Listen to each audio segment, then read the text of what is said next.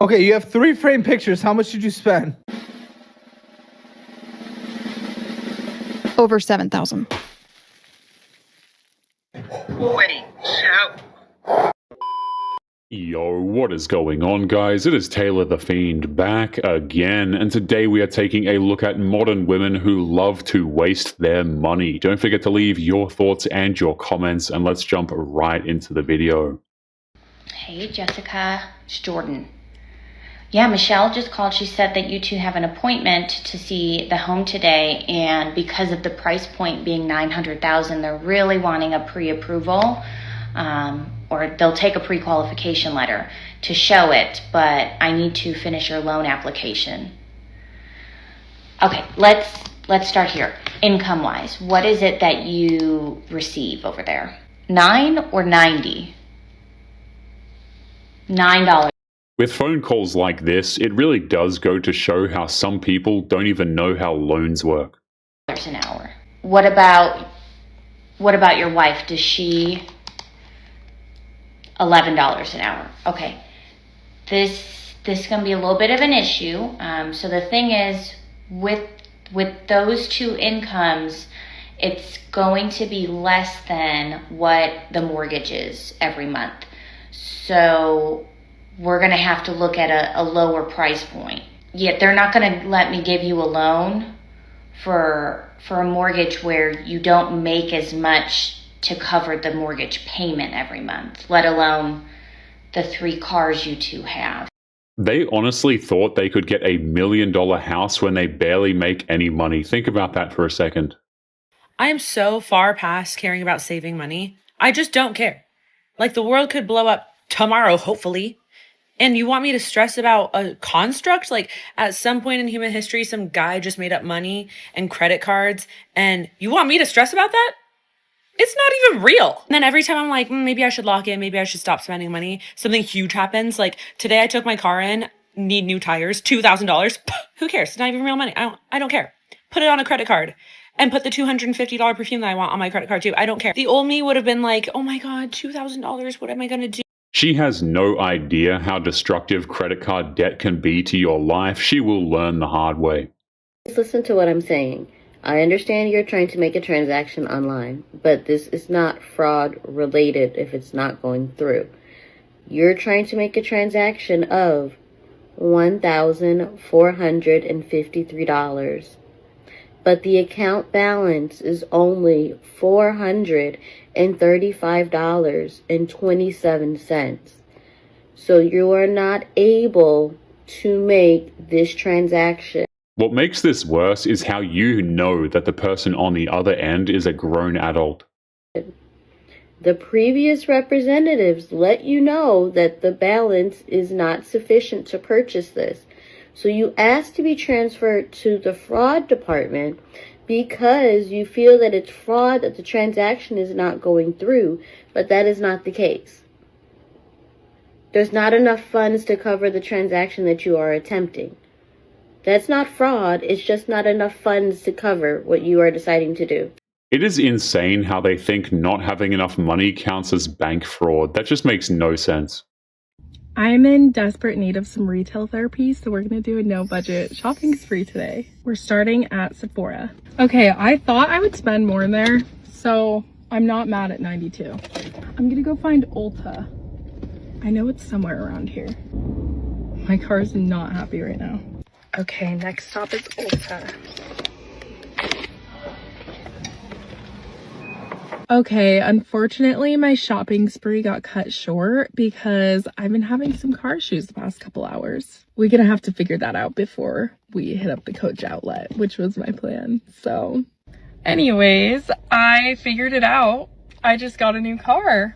There is no such thing as retail therapy. It's just another word for a crippling shopping addiction. This opinion is piping hot, and I feel called to talk about it today. And if money makes you uncomfortable, just scroll right past. But I think that we are in a society where we don't even know what it is like to live within our means. Like, we don't even know what our means are. We don't know what our thresholds are because we've never done the work to try to figure that out. I think that whether you are making $50,000 or $250,000, I think that you are likely still living outside. Modern women are quite literally dominating universities, and the amount of debt that they carry for useless degrees, oftentimes, by the way, is absolutely catastrophic. Of your means, because we don't know what it's like. We all believe that we can afford a $50,000 car. We can afford a $10 coffee every single day. I think our grandparents would be rolling over in our graves knowing how much we spend on a day-to-day basis. And I think that's why people my age, I'm 32, swimming in debt. They have no idea what it's like to live within their means. They're swimming.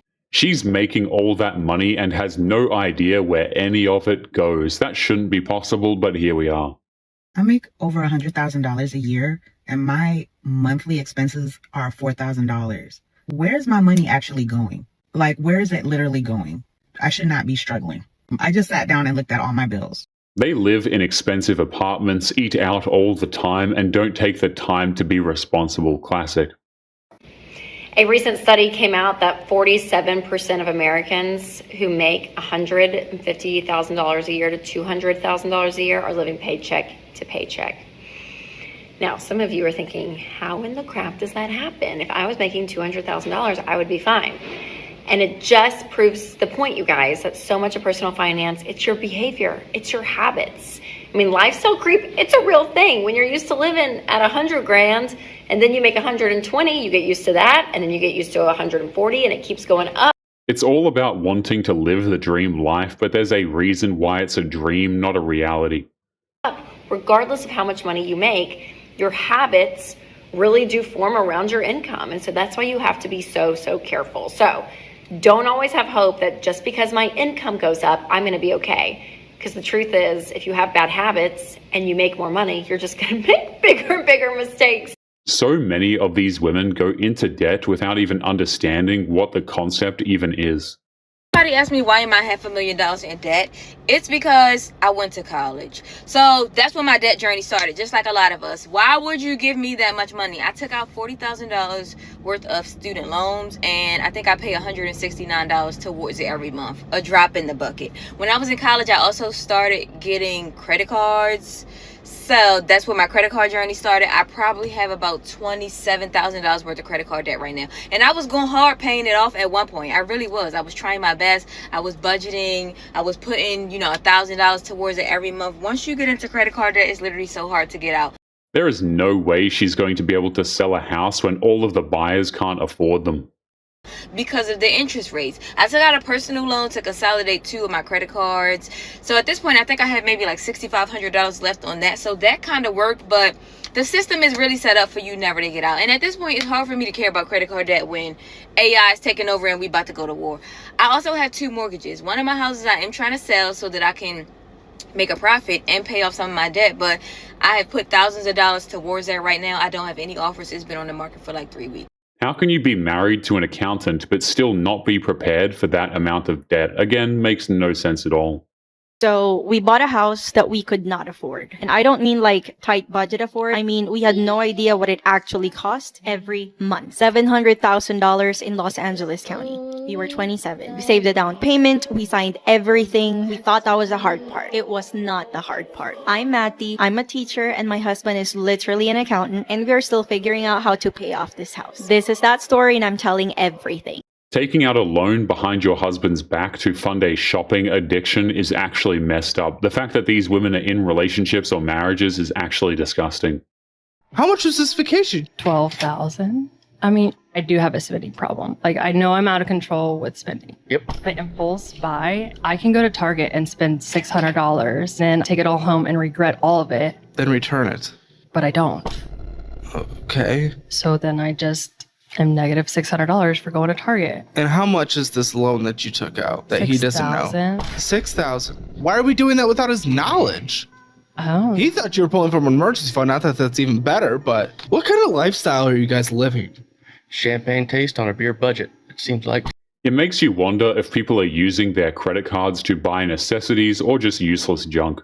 So today on Good Morning America, we had a first look at some new data that shows record high credit card debt and more Americans falling behind on their credit card payments. So this is an analysis from two groups, the Century Foundation and Protect Borrowers. And what it shows is that 111 million Americans, so that's about 40% of all US adults, are carrying a balance every month on their credit card. So they are not paying off those bills in full. Of that, more than 27 million Americans can only afford to make minimum payments every. What makes it worse is how people don't even want to manage the debt. They kind of just ignore it. Month. And what is also sobering is that a growing share of families are maxing out their credit cards, opening new accounts, or then turning to other potentially high cost options like payday loans or buy now, pay later.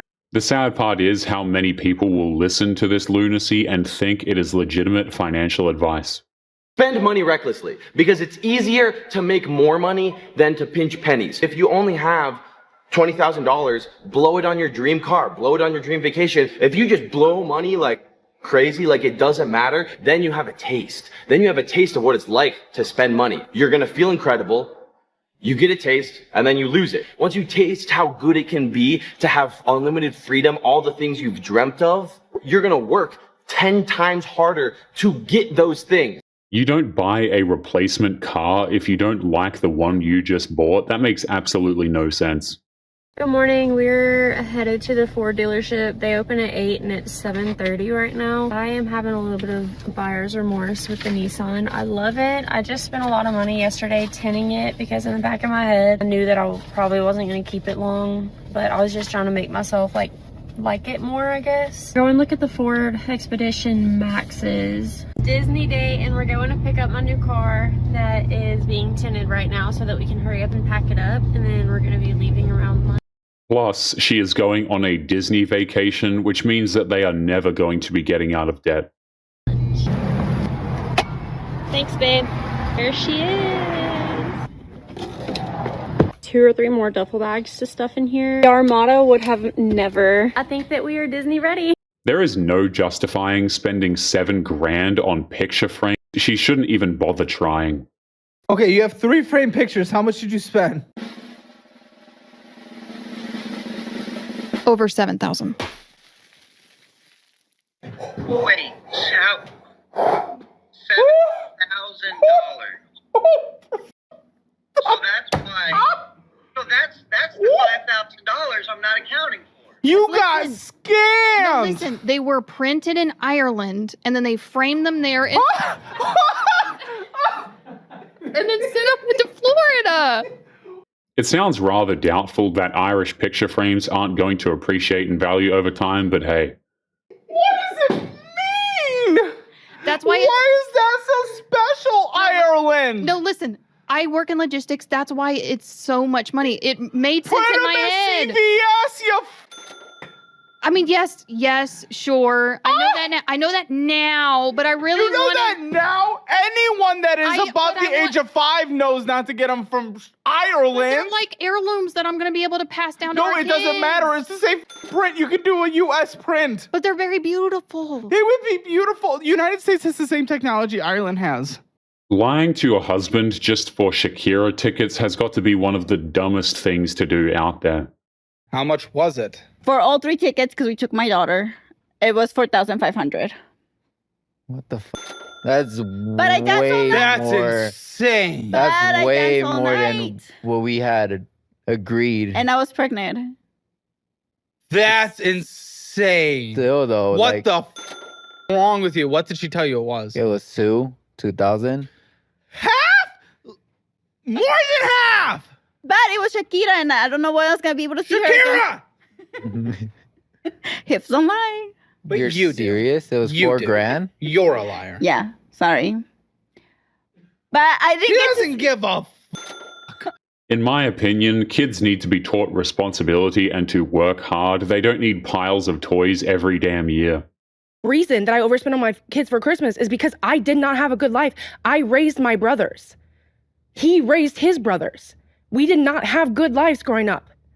Neither one of us did, so we go out of our way to give our kids we did not have. You're giving them trinkets instead of setting up for a better life. We have life insurance. We have retirement. Okay, life insurance is death. You have your savings is almost nothing. You guys are on the. She is using her kids to make an emotional argument, even though that doesn't change her debt at all. Brink. They have Trinkets life don't insurance. matter. We have life insurance. We have retirement. We're talking life insurance. That isn't going to save you in the moment an emergency hits. An emergency hit and drained our emergency fund. Exactly. Yet you still spent $4,000 on Christmas, $2,800 going to Universal, all while consolidating your debt. The one time we spent money on ourselves and not our kids. No, come on. Dude, did we not just go through the last credit card where you went to and spend on money on every the day? kids. We were with the Exactly. kids. You're choosing trinkets while your emergency fund was drained. Women like this have no idea how interest works, and in all honesty, they don't even care either. It's crazy. What is the car? It's a Nissan Rogue, 2016. What do you think it's worth when you owe $20,281.54? I think it's worth $12,000. Okay, it's worth $6,710. Are you kidding me? According to Kelly Boob. That's rough. Like under a lot. And we know it's under a lot of pressure. Late fee. No, 582 is my monthly minimum payment. What's the interest rate? 29%. Oh, no! Yeah. But okay. You gotta love how she just assumed the terms of her car payment without even reading the paperwork that she signed. Crazy. To be fair, I thought that it was 29% over the whole thing. I didn't know it was per year because I'm stupid. Yeah. What? I didn't have my mommy go with me. There used to be this rule in life when I was growing up, and the rule was if you can't afford it, you shouldn't buy it. We learned that as kids, most of us anyway. If you would like to get early access to videos, weekly lectures, and case study breakdowns of human behavior, make sure you check out the members area link below in the video description. Otherwise, make sure to click on one of these videos on screen now if you enjoyed. Make sure you take care of yourself, and I will see you in the next one. Peace.